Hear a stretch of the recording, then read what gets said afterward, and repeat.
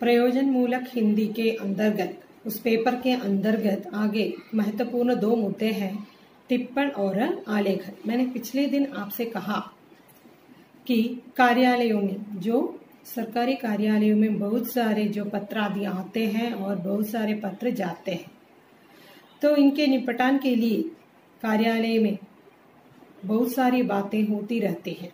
इनके आधार पर केंद्र सरकारी कार्यालयों के जो कामकाज आगे की ओर बढ़ते चले जा रहे हैं। केंद्रीय सरकार के जो कार्य सुचारू ढंग से चलाने के लिए एक महत्वपूर्ण कार्यालय है, चलाने वाले एक महत्वपूर्ण कार्यालय है सचिवालय। वहां पर जो पत्र आते हैं उसे किस प्रकार इसकी छाननी की जाती है और विभाग और उप विभाग में किस प्रकार ये पत्र पहुंच देते हैं और पत्र वहां पहुंचने के बाद इस पर जो कार्रवाई अधिकारी कैसे कर लेते हैं, ये सब हमने पिछले दिन देख लिए हैं। तो आगे जो है कार्यालय में जो टिप्पण और मसौदा लेखन, आज मैं आपको टिप्पण के बारे में बता दूंगी। तो आप जानते हैं कि सरकारी कार्यालयों तथा सरकार के अधीनस्थ निगम, संस्थान, कंपनी, प्रतिष्ठान, बैंक आदि सभी कार्यालयों में किसकी प्रमुखता होती है? टिप्पण तथा मसौदा लेखन की प्रमुखता प्रयोग आमतौर पर वहां पर किया जाता है।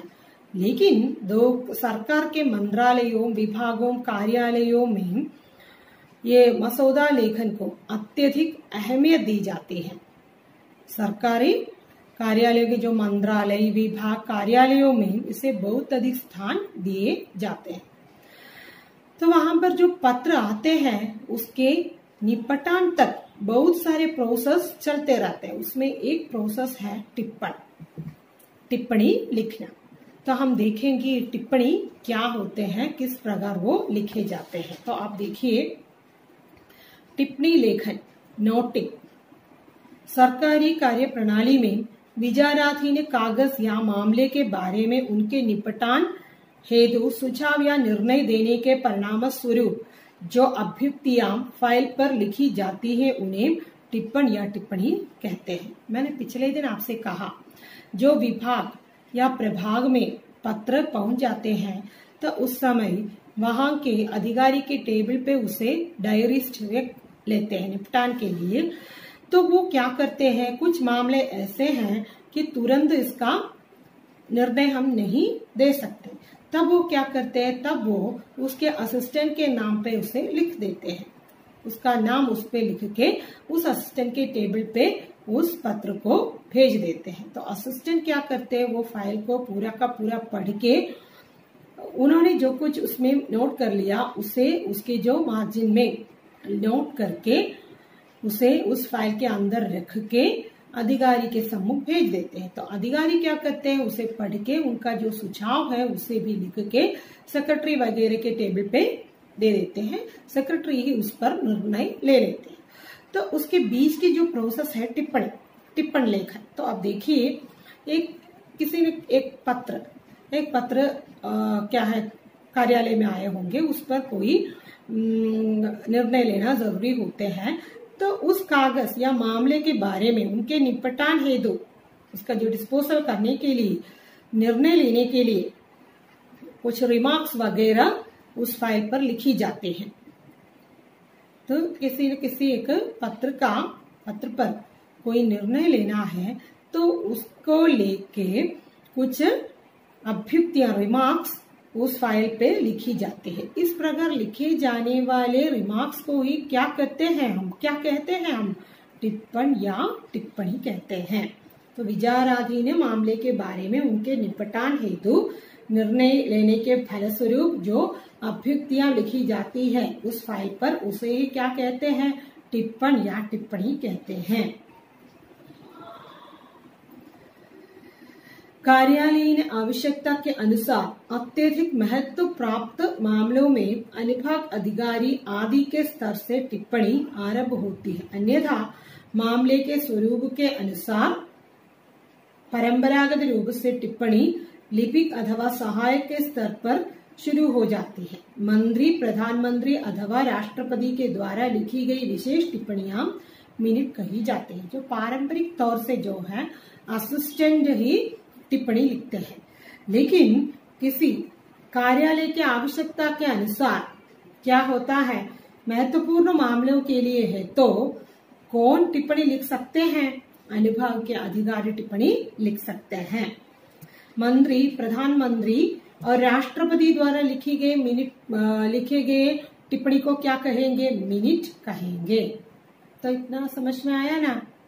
और आगे जो है टिप्पण प्रक्रिया। तो टिप्पण लिखने के लिए कुछ महत्वपूर्ण बातों की जरूरत होती है। क्या क्या है वो? पहला जो है पूर्ववर्ती पत्र का सार संक्षेप। इसके पहले कोई पत्र आए तो इसका जो सार आवश्यक है। फिर उस मामले का जो विश्लेषण करना है। फिर अनुवर्ती कार्यवाही के लिए सुझाव।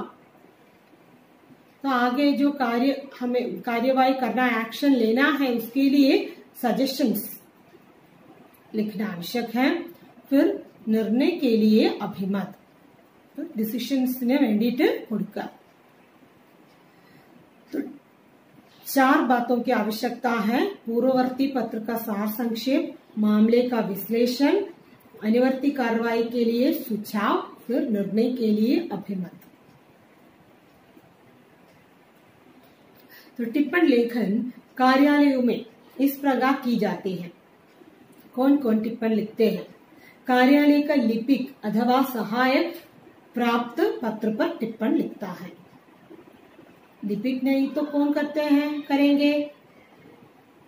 सहायक, असिस्टेंट टिप्पण लिखेंगे। और दूसरा जो है कार्यालय का अधीक्षक अथवा अनुभाग अधिकारी उक्त टिप्पणी को पढ़कर उस पर हस्ताक्षर करता है। जो असिस्टेंट या लिपिक जो टिप्पणी लिखते हैं उसे पढ़ के उस सेशन ऑफिसर क्या करता है? उस पर हस्ताक्षर करता है।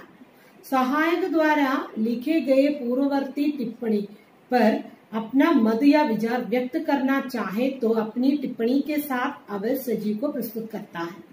तो असिस्टेंट जो उसमें लिखा हुआ है उसे पढ़ के यदि अधिकारी कुछ सुझाव देना चाहते तो उसे भी लिख के उसके बाद सजीव के टेबल पे उसे भेज देते हैं। तो ये समझ में आया क्या? तो ठीक है। फिर आगे जो है यदि मामला अधिक गंभीर है तो उप सचिव उस पर अपनी टिप्पणी देकर उसे आवश्यक कार्रवाई हेतु संयुक्त सचिव या अपर सचिव को भेज देते हैं। मामला अधिक गंभीर मामला है तो क्या करेंगे? सेक्रेटरी उस पर साइन नहीं करेंगे। सेक्रेटरी अपना मत उसमें लिख के उसे नहीं तो ज्वाइंट सेक्रेटरी के पास भेज देते हैं, नहीं तो अंडर सेक्रेटरी के पास भेज देते हैं। संयुक्त सचिव अथवा सचिव के स्तर पर यदि मामले का निपटान न होता तो आवश्यक टिप्पणियों के साथ मामला आवश्यक निर्णय लेने हेतु संबंधित मंत्री अथवा प्रधानमंत्री आदि के पास भेज दिया जाता है। इस प्रकार कुछ महत्वपूर्ण मामलों का निपटान उच्च स्तर पर किया जाता है। यदि under secretary, joint secretary, secretary के हाथ में यह सेक्रेटरी इस पर निर्णय नहीं दे सकते तो इतना गंभीर मामला है तो वो भी अपने जो सुझाव वगैरह लिखकर उसे किसके पास भेजेंगे? प्रधानमंत्री के पास भेजेंगे। इस प्रकार कुछ महत्वपूर्ण बातों का जो निर्णय लिया जाता है। तो टिप्पण माने क्या है? विचाराधीन पत्र पर जो लिखित मंतव्य तैयार किया जाता है, जो अभ्युक्तियां तैयार किया जाता है उसे टिप्पणी कहते हैं। टिप्पणी तो साधारण तौर पे लिपिक या असिस्टेंट लिखे जाते हैं। कभी कभी तो अधिकारी भी, सेशन अधिकारी भी टिप्पणी लिख सकते हैं। तो इस प्रकार लिपिक या असिस्टेंट लिखे गए जो टिप्पणियां सेशन अधिकारी पढ़ लेते हैं, उस पर वो निर्णय नहीं ले सकते तो अपना जो सुझाव लिख के उसे उसके जो उच्च अधिकारी के सम्मुख भेज देते हैं। वो तो अंडर सेक्रेटरी होगा, नहीं तो डिप्यूटी सेक्रेटरी होगा।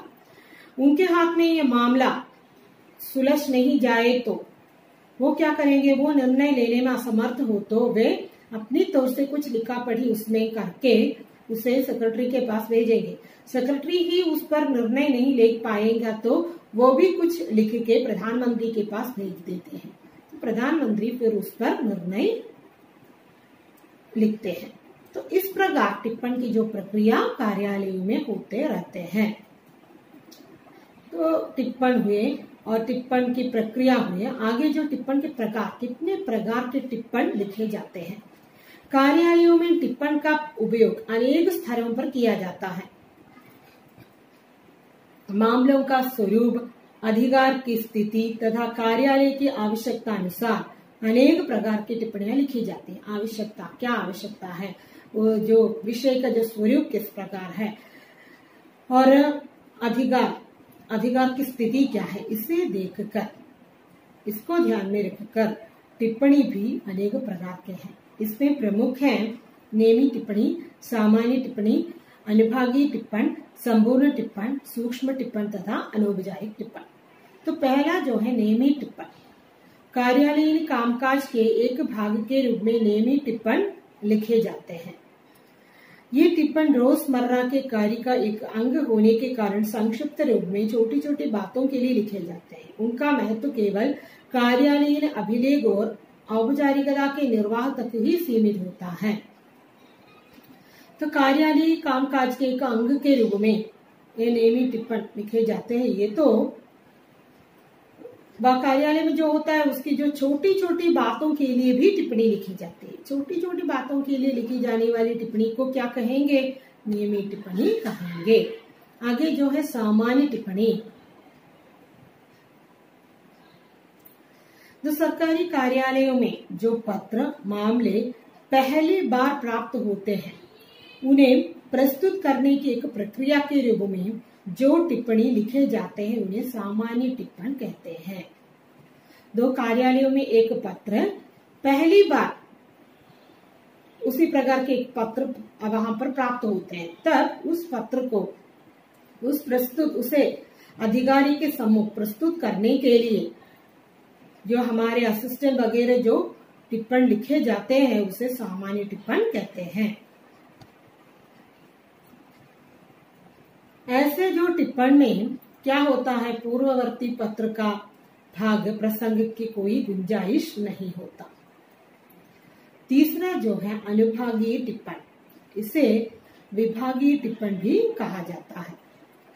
कुछ मामलों पर सरकारी आवश्यकता के अनुसार विभिन्न विभागों अथवा अनुभागों से अनुदेश प्राप्त करना जरूरी होता है। ऐसी स्थिति में मामले के स्वरूप के अनुसार टिप्पणकर्ताओं को प्रत्येक मामले पर स्वतंत्र टिप्पण लिखना आवश्यक होता है और वे ऐसे स्वतंत्र टिप्पणों पर अलग से अनुदेश प्राप्त करते हैं। इस प्रकार के टिप्पणों को विभागीय अथवा अनुभागीय टिप्पण कहते हैं। तो इसका मतलब क्या है, कुछ मामलों पर जो निर्णय लेने के लिए अन्य विभागों अनुभागों से भी अनुदेश प्राप्त करने की जरूरत होते हैं। तो उस समय क्या करना है, उस समय उस उक्त मामले के स्वरूप के अनुसार जो टिप्पणी लिखने वाले जो स्वतंत्र रूप से जो टिप्पण लिखते हैं उसी को क्या कहते हैं, अनुभागीय टिप्पणी कहते हैं। तो नेमी टिप्पणी साधारण तौर से जो छोटी छोटी कार्यों के लिए भी लिखे जाने वाले टिप्पणी है। दूसरे सामान्य टिप्पण है जो पहले पहल कार्यालय में आने वाले पत्र को जो अधिकारी के सम्मुख प्रस्तुत करने के लिए लिखे जाने वाले टिप्पणी है सामान्य टिप्पण। अनुभागीय टिप्पण माने कभी कभी किसी मामले पर निर्णय लेने के लिए विभिन्न विभागों अथवा अनुभागों से अनुदेश लेने की आवश्यकता होती है, उस समय लिखे जाने वाले जो टिप्पण होते हैं उसे अनुभागीय टिप्पण कहते हैं। संपूर्ण टिप्पण, विस्तृत टिप्पणियों को संपूर्ण टिप्पण कहा जाता है। विस्तृत रूप से टिप्पणी लिखने को संपूर्ण टिप्पणी कहते हैं। कार्यालयों में बहुत बार मामलों की गंभीरता को ध्यान में रखते हुए उनके पूरे इतिवृत्त, तर्क वितर्क, प्रसंग आदि को समग्र रूप में फाइल में रखना होता है ताकि उसके आधार पर उच्च अधिकारी उचित निर्णय लेकर आदेश जारी कर सके। कभी कभी ऐसा होता है तो कार्यालय में भी गंभीर विषय आ जाते हैं, तो गंभीर विषय पर निर्णय लेने के लिए उस उक्त पत्र के संदर्भ में उसके जो इतिवृत्त क्या है, तर्क वितर्क, इसी प्रकार के जो तर्क वितर्क हुए होंगे तो वो, फिर उसके जो प्रसंग, इसे समग्र रूप से विस्तार रूप से टिप्पण लिखकर उन सभी को उसमें इंक्लूड करके अधिकारी के सम्मुख प्रस्तुत करते हैं ताकि उसे देख के अधिकारी उस पर निर्णय ले सके। इस प्रक्रिया में टिप्पण में संपूर्ण इतिवृत्त के साथ साथ पूर्व संदर्भ, पूर्ववर्ती फाइलों के संदर्भ, पुराने फाइलें आदि भी देने होते हैं। तो इस समय जो टिप्पणी में क्या क्या किन किन संदर्भों का उल्लेख होना चाहिए, पूर्व संदर्भ, पूर्ववर्ती फाइलों के संदर्भ, पुराने फैसले, ये सब उसमें इंक्लूड करना चाहिए। इस प्रकार मामले के पूरे अध्ययन के साथ विश्लेषणात्मक पद्धति से जो टिप्पण लिखा जाता है उसे संपूर्ण टिप्पण या समग्र टिप्पण कहते हैं। पूरे अध्ययन के साथ, एक फाइल के जो पूरे अध्ययन के साथ, पूरे संदर्भ के साथ प्रस्तुत किए जाने वाले जो टिप्पण को क्या कहेंगे, संपूर्ण टिप्पण कहेंगे। तो आगे जो है सूक्ष्म टिप्पण। सूक्ष्म टिप्पण अत्यंत संक्षिप्त रूप में लिखे जाते हैं। कुछ पत्रों पर अनुभाग अधिकारी अथवा संबंधित अधिकारी पत्र के हाशिए पर बाईं ओर निर्देश देता है, जो सामान्यतया संक्षिप्त वाक्यों के रूप में होता है, उसे ही सूक्ष्म टिप्पण कहा जाता है। कभी कभी जो ये तो बहुत सूक्ष्म रूप से लिखे जाने वाले, अत्यंत संक्षिप्त रूप में लिखे जाने वाले टिप्पण है। तो अनुभाग अधिकारी कभी कभी जो प्राप्त फाइल के हाशिए में संक्षिप्त रूप में जो लिखा जाता है उसे क्या कहेंगे, सूक्ष्म टिप्पण कहेंगे। तो ये सूक्ष्म टिप्पण में सामान्यतः सम्मति हेतु, स्वीकृति के लिए, अवलोकनार्थ आदि वाक्यों का इस्तेमाल करते हैं। तो आगे अनौपचारिक टिप्पण। एक कार्यालय से किसी दूसरे कार्यालय अथवा मंत्रालय से, एक मंत्रालय से दूसरे मंत्रालय को कुछ कार्यालयीन जानकारी देने के लिए अनौपचारिक टिप्पण सीधे भेजे जाते हैं। तो एक कार्यालय से दूसरे कार्यालय में, एक मंत्रालय से दूसरे मंत्रालय से कुछ कार्यालयीन जानकारी, ऑफिशियल इंफॉर्मेशन कलेक्ट करने के लिए हम सीधे टिप्पण लिखे जाते हैं, उसे अनौपचारिक टिप्पण कहा करते हैं। अनौपचारिक टिप्पण में भी कार्यालयीन नियमों तथा शर्तों आदि का सही अनुपालन नहीं किया जाता। कार्यालय में जो टिप्पण, जो साधारण तौर पे जो टिप्पण लिखा जाता है उसका अनुपालन करने की जरूरत इसमें नहीं है। इसका मकसद सिर्फ यह है कि कार्यालयीन जानकारी हासिल करना। इन टिप्पणों के उत्तर में जो टिप्पणादि प्राप्त होते हैं उनका स्वरूप भी औपचारिक टिप्पण का ही होता है। इसके उत्तर में जो हमें प्राप्त होता है वो भी अनौपचारिक जैसा ही हो जाएगा। तो अब देखिए टिप्पण के लिए कितने प्रकार होते हैं, नियमित टिप्पणी और सामान्य टिप्पण, अनुभागीय टिप्पण, संपूर्ण टिप्पण, सूक्ष्म टिप्पण, अनौपचारिक टिप्पण। तो ये इतना ही क्या है टिप्पण के जो प्रकार। आगे टिप्पण के लिए जो महत्वपूर्ण बातें, टिप्पण संबंधी कुछ महत्वपूर्ण बातें। संक्षिप्तता, इसका मतलब क्या है, टिप्पण का जो मकसद है कम से कम शब्दों में अधिक से अधिक आशय व्यक्त करना। तो इसलिए संक्षिप्तता शब्द का प्रयोग किया गया है। तो ऐसे जो लंबे टिप्पण लिखने की कोई जरूरत नहीं है। जो कुछ भी लिखना चाहते हो उसे बहुत संक्षिप्त रूप में, कम शब्दों में अधिक बातों को प्रकट कर देना। फिर टिप्पण की भाषा, भाषा सुस्पष्ट होना चाहिए। उसमें वर्णनात्मकता के बजाय भावों को अभिव्यक्ति देने की क्षमता होना चाहिए। भाषा स्पष्ट होना चाहिए क्योंकि अधिकारीगण के पास समय नहीं है इन सारे के सारे टिप्पण को पढ़ने के लिए। तो इसलिए क्या होना चाहिए, स्पष्ट सीधे समझ में आने वाली भाषा का प्रयोग करना आवश्यक है। मुहावरेदार प्रयोग नहीं होना चाहिए, वर्णनात्मकता का प्रयोग भी नहीं करना चाहिए। फिर तीसरा जो पॉइंट है क्रमबद्धता। टिप्पणी लिखते समय तथ्यों को, विषय को क्रमबद्ध रूप से लिखना चाहिए, अव्यवस्थित रूप से नहीं लिखना चाहिए। आशय के आकलन के लिए यह क्रमबद्धता जरूरी होते हैं। तो इसी प्रकार के टिप्पण, कभी कभी टिप्पण तो विस्तृत होते हैं, तब हमें क्या करना चाहिए, प्रथम अनुच्छेद को छोड़कर बाकी अनुच्छेदों को नंबर डालना चाहिए। तो वही क्रमबद्धता है, क्रमबद्ध रूप में लिखना चाहिए। लंबे एक टिप्पण है तो पहले अनुच्छेद को छोड़कर बाकी अनुच्छेदों को हम नंबर देकर प्रस्तुत करना आवश्यक है। स्पष्टता, कार्यालय ने जो टिप्पण स्पष्ट रूप से लिखना चाहिए। टिप्पण लेखन में जो शब्दों और वाक्यों का अनुचित एवं भ्रामक प्रयोग नहीं करना चाहिए। एक शब्द का एक ही अर्थ होना चाहिए, अन्यथा अर्थ का गलत आभास हो जाएगा, इसलिए जो स्पष्टता बताया गया है। तटस्थता, किसी भी उत्कृष्ट टिप्पण के लिए तटस्थता का होना अनिवार्य है।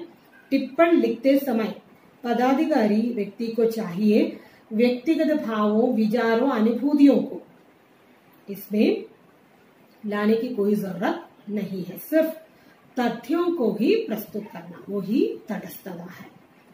प्रभावान्वित, अगला पॉइंट, टिप्पण का संक्षिप्त एवं बोधगम्य, टिप्पण हमेशा संक्षिप्त एवं बोधगम्य होना चाहिए। साथ ही उसमें आवश्यक हो अनुच्छेदों में विभाजित करना चाहिए। इस प्रकार करने पर यह बात हमें ध्यान में रखना चाहिए कि शब्द, विचार, अनुच्छेद आदि के जो प्रवाह में कोई बाधा नहीं होना चाहिए।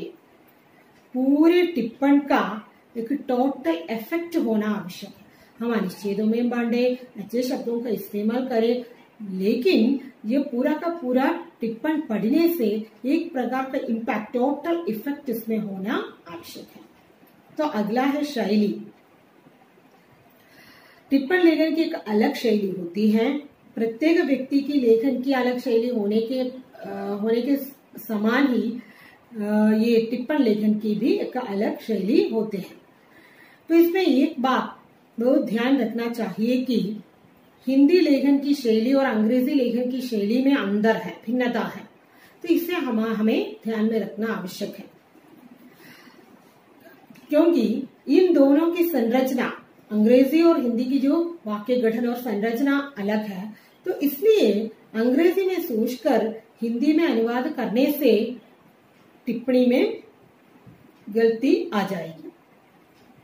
उदाहरण के लिए, नेसेसरी एक्शन में kindly be taken at the earliest, इसे हिंदी में लिखते समय कृपया तुरंत आवश्यक कार्रवाई करें, ऐसा ही लिखना चाहिए, नहीं तो गड़बड़ हो जाए।